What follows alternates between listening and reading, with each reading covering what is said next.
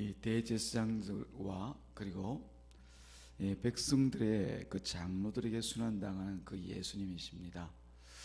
죄 없으신 분이 죄인들에 의해서 오히려 죽을 자로 사형에 해당하는 그 정죄를 받습니다. 예수님은 결박당한 채 당시 로마 총독인 빌라도에게 이제 넘겨집니다. 그곳의 최종적인 결단을 통해서 이 유대인들은 스스로 사형을 집행할 그런 권한이 없기 때문에 로마 법정으로 보내는 것이죠. 이때 대제사장 무리는 이 무리에게 은삼십을 받고 예수님을 팔아넘긴 그 가룟 유다가 그 얘기를 듣고 양심의 가책을 받습니다. 그리고 그 이후에 나타난 이 가룟 유다의 행동에 대하여서 우리 성경이 어떻게 보면 좀 상세하게 기록을 하고 있죠. 유다는 예수가 이제 대제사장의 무리에게 사형에 해당하는 그런 죄로 정죄된 것을 듣습니다. 곧이어서 총독에게 넘겨졌다, 그런 얘기를 또 귀에 듣고 그 사실을 알게 됩니다. 그러자 이제 이 가룟 유다가 그 책임이 이제 자기에게 있다고 생각을 하는 거죠. 내가 팔아넘겼는데 그 예수가 저렇게 사형에 해당될 것까지는 내가 몰랐는데 저렇게 사형이 되다니, 그런 양심의 가책을 받는 거죠. 그리고 스스로 뉘우쳤다, 그렇게 되어져 있죠. 양심의 이제 가책을 받고 아이고 내가 왜 그렇게 했을까, 다른 말로 얘기하면 마음의 후회를 가져온 것이죠. 그리고는 다시 자신이 예수를 넘긴 그런 값으로 받은 은 33개를 가지고는 대제사장 무리를 찾아갑니다. 예수는 죄가 없는 분인데 내가 그를 팔아서 죄를 범한 것처럼 되어져서 지금 죽게 되었으니 이것 당신들 가져가십시오. 그렇게 이제 돌려주고자 하는 거죠. 그러나 대제사장들과 그리고 장로 무리는 그 피의 값은 유다 너희 것이지 우리와는 상관없다, 그래서 선을 그어버리는 것이 바로 3절과 4절에 표현되어져 있습니다. 이 유다는 또 그렇게 양심의 가책을 받게 되어지죠. 예수님이 사형의 판결로 죽게 되어지면 그 책임이 전적으로 자기에게 있다고 생각한 까닭입니다.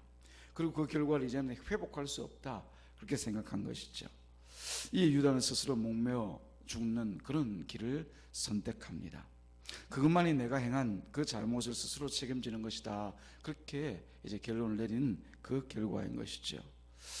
이 지연죄로 인한 고통을 해결하는 유일한 방법으로 자기의 죽음을 선택하고 그 죽음의 길로 목매어 자살한 것이죠. 그러나 과연 그렇게 하는 것이 최선이었겠습니까? 사실 이 가룟 유다는 차라리 태어나지 않은 것이 더 나았을 그런 선택을 하는 것이죠. 예수님께서 만찬석상에서 말씀하신 말씀은 다른 게 아니라 바로 그 일을 얘기하고 있는 겁니다. 물론 예수님을 판 그 일도 차라리 나지 않았으면 좋을 것 같은 그런 일이었지만, 그러나 그것보다도 마지막에 행한 이 선택과 이 행동을 예수님께서 차라리 너는 태어나지 않았는 것이 더 좋았을 것이다 라고 한 그 말의 결론인 것이죠. 어쩌면 우리 운명이 이런 운명이 아니었을까요? 하나님께 죄를 범하고 그 죄를 감당할 길이 없어서 결국 죽음 가운데 갈 수밖에 없는, 스스로 죽을 수밖에 없는 그런 존재가 바로 우리들 아니었겠느냐라고 하는 거죠. 그리고 곧이어서 보니까 대제사장들이 이 가룟 유다가 성소에 던져놓은 그 은전 33개를 어떻게 처리하는가를 보여주고 있습니다. 핏값은 부정한 것으로서 거룩한 성전고에다가 성전 창고에다 넣을 수 없다, 그건 옳지 않다, 그렇게 생각한 것 같습니다.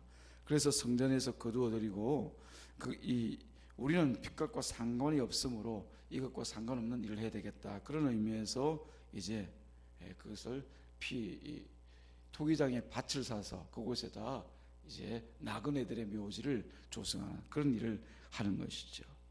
처음부터 이 사람들은 과연 이 핏값과 상관이 없는 사람들이었을까요? 그렇지가 않지 않습니까? 처음부터 예수님의 피를 흘릴 그 일념으로 음모를 꾸미던 사람이 바로 이 종교 지도자들이었습니다. 그리고 예수를 팔겠다고 말하는 유다에게 은삼십을 직접 주고 그를 종용한 사람 또한 이 사람들이죠. 이들 역시 예수님의 그 핏값에 있어서는 상관없다 말할 수가 없는 자들입니다. 오히려 직접적인 상관이 있는 거죠. 예수를 피 흘리게 한 사람들이 바로 이 사람들도 역시 예외가 아닙니다. 그런데도 이 사람들 마치 자신들은 예수의 피와는 상관이 없는 사람인 것처럼 행동합니다.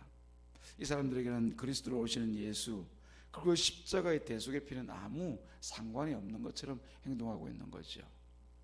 그래서 이 사람들은 핏값인 그 은삼십으로 토기장의 밭을 사서 그것으로 나그네의 묘지로 삼습니다.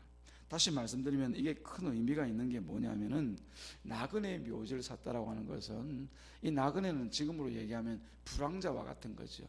근거가 없이 그냥 여행을 다니는 그런 나그네를 얘기하는 것이 아니라, 불황자와 같이 집도 없고 어떤 거처가 없는 그런 사람인 것이죠. 지금도 사회에서 보면 이런 불황자들, 노숙자들, 그런 분들이 가령 세상을 떠나거나 하면 어떻게 처리합니까? 그걸 여러분들이 아시면 됩니다. 그런 사람들의 어떤 무덤으로 삼는 그런 땅으로 만들었다는 것은 결국은 예수님의 핏값을 대단치 않은 것으로 여겼다는 얘기입니다. 이 사람들은 성경을 끼고 사는 사람들이고, 또 율법의 행위로 사람들의 존경을 받는 사람들입니다. 예수를 모르는 사람이 아니고, 성경을 모르는 사람이 아니고, 하나님을 모르는 사람이 아닙니다. 그래서 늘 성경 얘기하고 또 율법 얘기하는 사람들이 바로 이 사람들입니다. 그러나 이 사람들은 진정 그들 가운데 성경대로 오신 이 메시아 예수 그리스도, 그 보배로운 대속의 피를 전혀 모르고 있습니다. 예수님의 피 흘리심으로 인하여서 구원받게 되어지는 이 하나님의 말씀의 그 궁극적인 구원의 의미를 모르고 있는 것이죠. 그런 그들에게 성경의 말씀은 무엇이었을까라고 하는 겁니다. 성경 하는데 그 성경이 뭐냐는 거죠. 단지 자신의 외피를 포장하는 그런 가면이 아니었겠습니까? 그 사람들, 세상 사람들에게 그냥 알려주는 자랑거리로 삼는 그런 어떤 포장하는 외식거리가 바로 이 성경이었다는 것을 알 수가 있습니다. 이것이 바로 성경을 알지 못하는 이 사람들의 한계였습니다. 앞서 가룟 유다는 그 죄를 내가 감당해야 되겠는데 내가 스스로 죽는 수밖에 없다, 이게 가룟 유다의 한계였다라고 하면은, 이 대제사장들과 장로들과 같은 사람들의 한계는 그 성경을 끼고 살지만 결국 성경을 알지 못하고 있더라라고 하는 것이 그들의 한계였습니다. 이 사람들이 예수님의 핏값을 대수롭게 여기지 않는 것은 그냥 있는 일이 아니었다는 것을 오늘 우리 성경 가운데 밝혀두고 있습니다. 우리가 읽었던 바로 9절 말씀 이하에 나와 있는 말씀이 바로 그 말씀입니다. 이에 선지자 예레미야를 통하여 하신 말씀이 이루어졌나니, 이것이 미리 정한 일이라는 것입니다. 그 사람들이 예수님의 핏값을 대수롭게 여기는 것, 그게 어떤 일입니까? 미리 선지자를 통해서 하신 말씀의 성취입니다. 그 내용은 사실 예레미야가 아니라 스가랴서에 기록되어져 있습니다. 그러나 예레미야가 그 일을 인용하고 또 그들 가운데, 백성들 가운데 가르쳤을 것임에 대하여서 아마 유대인들은 다 알고 있는 내용이겠죠. 그러나 우리가 아는 성경에서는 스가랴서에 기록되어져 있는데, 그 기록된 내용을 보면은 이 선지자가 이스라엘 백성들에게 품삯을 요구합니다. 선지자가 이스라엘 백성들 가운데 품삯을 요구한다는 것은 특이한 일이 아닐 수가 없습니다. 내가 너희들의 하나님의 말씀을 증거하는 목자로서 너희들 앞에 있는데 너희들은 내게 품삯을 다오, 그렇게 얘기하는 거죠. 선지자 그들의 목자로서 일하는 것에 대한 반응을 살피고자 하는 거죠. 너한테 돈을 달라 요구하는 그게 아니라, 너희가 나에 대한 가치를 얼마나 두고 있는지 너희 스스로 한번 표현해보라 라고 하는 것이 바로 그 말인 것이죠. 만약 말씀의 목자로서 사역을 행하는 이 목자를 귀하게 여긴다면, 사실 목자를 귀하게 여긴 것이 아니라 그 말씀을 귀하게 여긴다라고 하면은 이 사람들은 많은 품삯을 줄 것입니다. 아이고, 하나님의 말씀을 우리가 모르고 사는데 그 말씀을 증거해서 우리 가운데 알려주신다면 당신 참 감사합니다. 아마 자기에 있는 것 참 많은 것을 외워서 그 귀한 말씀의 사역을 하는 목자에게 아마 그런 대접을 할 것입니다. 그러나 만약에 하나님의 말씀을 전하는 일을, 또 말씀을 듣는 일을 귀하게 여기지 않는다면 주지 않거나 적게 줄 겁니다. 아이고, 뭘 또 품삯까지 요구하고 그래, 이런 마음인 거죠. 그 대단치 않은 일 가지고 이런 거죠. 그런데 이때 이스라엘 백성은 자기 목자에게 준 그 품삯이 은 30이었다는 겁니다. 바로 스가랴서 11장 12절 13절에서 말씀해 보면은 그 내용이 나와 있습니다. 목자의 일을 은 30이라는 것은 이 몸종들에게 주는 그런 품삯입니다. 몸종에게 주는 그런 삭시입니다. 그런 삭과 똑같이 매긴 것이죠. 하나님의 말씀을 전하는 스가랴 선지자를 대수롭지 않게 여긴 거죠. 더 깊이 들여다보면 선지자를 그렇게 여긴 것이 아니라 사실은 하나님의 말씀을 그처럼 값싸게 여기고 또 대수롭지 않게 여겼던 것을 보여주고 있는 것이 바로 그 말씀의 의미입니다. 그런 종교 지도자들과 유대인들에게 말씀으로 오신 예수님이 과연 귀하게 여겨졌겠습니까? 그래서 그들은 예수님을, 말씀 자체이신 예수님을, 로고스이신 예수님을 이처럼 순환 가운데 짐뱉고 때리고 고난 가운데 십자가로 보내버리는 거죠.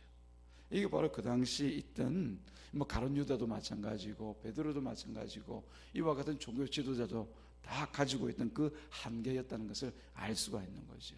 하나님의 말씀이 계시지만은 더욱이 하나님의 말씀으로 이 땅 가운데 와 계신 예수님이 계시지만은 그러나 그 예수를 알지 못한 채 그들은 자기가 원하는 그 삶의 중심만 붙들고 살아가는 그런 한계가 그들 가운데 있었다는 것을 보여주고 있습니다.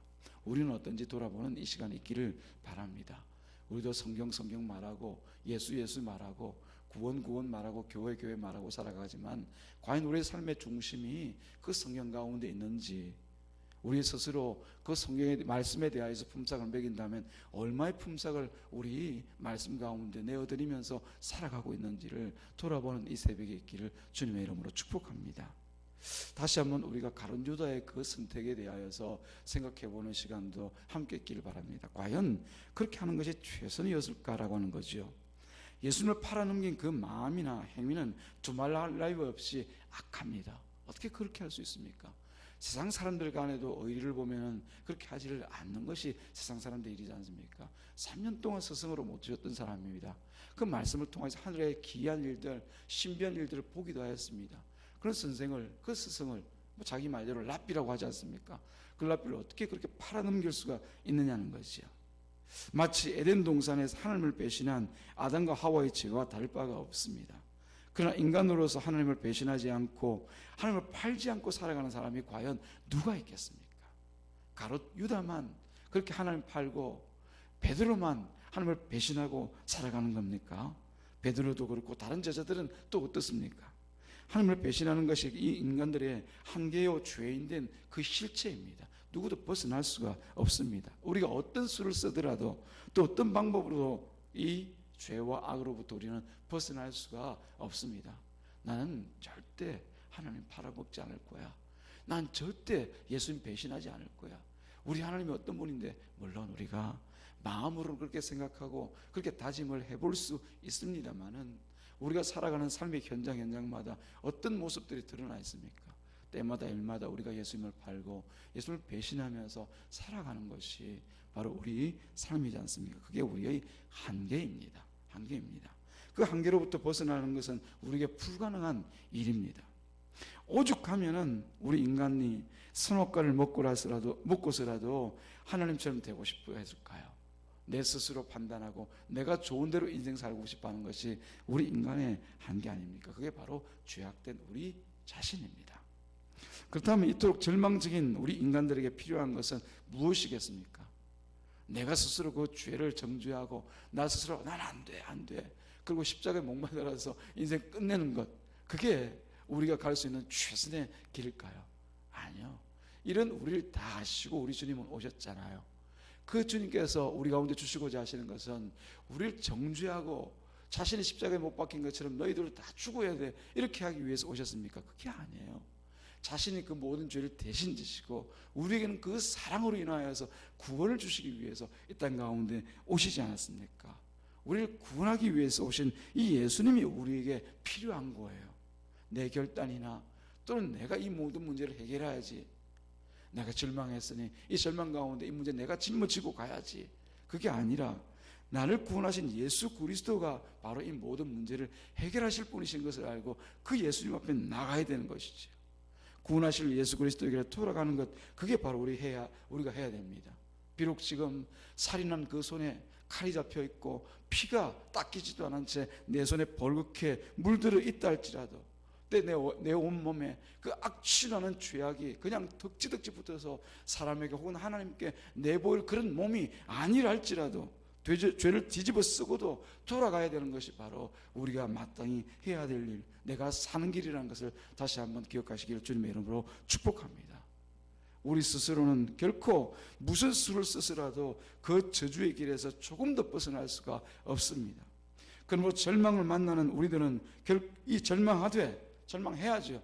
내가 죄가 있는 줄도 모르고 그냥 내가 잘 사는 줄 알고 이 바리새인과 서기관과 대제사장들과 장로들이 무리들과 같이 양심이 가축도 없이 그 빚값은 나와 상관없어, 그런 인생을 살아서는 안 되죠. 그들에게는 소망이 없습니다. 그러나 진정 내가 양심의 가책이라도 느끼고 하나님께서 찔러주시는 그 마음의 심령의 고통을 느꼈다라고 하면은 그 심령의 고통을 안고 스스로 가서는 안 됩니다. 주님께서 죽어주신 그 예수의 십자가, 그 은혜 앞에 엎드려서 내게는 내가 아니라 예수님만 필요한 분입니다. 날 구원하러 오신 예수님만 나의 절망을 회복하게 하시고 해결하실 분입니다. 예수님 앞에 나아가야죠. 사랑하는 여러분, 오늘도 우리가 이 말씀을 통하여서 다시 한번 우리 스스로가 무엇을 붙들고 어디로 나가야 되는 자인 것을 다시 한번 돌아보는 저와 여러분 되어지기를 주님의 이름으로 축복합니다. 우리는 이 대제사장과 장로들이 그 핏값에 대해서 언삼십 세겔의 나그네들의 묘지 산 것에 대하여서 우리가 어떻게 그렇게 할 수 있나, 말씀을 어떻게 그렇게 얘기할 수가 있나, 예수님 어떻게 그렇게 얘기할 수 있나, 그들을 정죄하는 자가 아니고 우리도 똑같은 자입니다. 날마다 하나님의 말씀을 가치 없게 여기고 세상 사람들이 한 그 약속보다도 더 못하게 여기면서 살아가는 것이 우리 자신입니다. 그럼에도 불구하고 주님은 이 새벽에 우리에게 팔 벌려 두 손 더 내밀어 우리에게 돌아오라 말씀하고 계신 것이에요. 이 사랑의 손길을 다시 한번 붙들고 주님 앞에 나아가는 이 새벽 되기를 주님의 이름으로 축복합니다. 기도합니다.